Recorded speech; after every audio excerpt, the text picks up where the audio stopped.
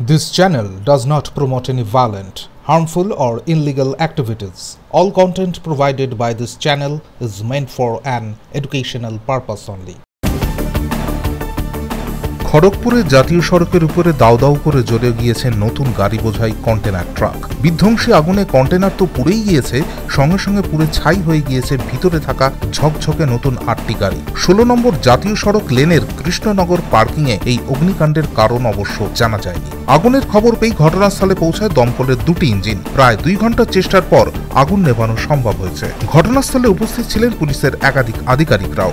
অগ্নিকাণ্ডের জেরে বেশ কিছুক্ষণ যান চলাচল বিঘ্নিত হয়। পরে কন্টেনারটি সরানো হলে যান চলাচল স্বাভাবিক হয়। দমকলের প্রাথমিক অনুমান, কন্টেনারের ভিতরে বৈদ্যুতিক গাড়ি থাকায় সেখানেই শর্ট সার্কিট থেকেই এই আগুন লেগে থাকতে পারে।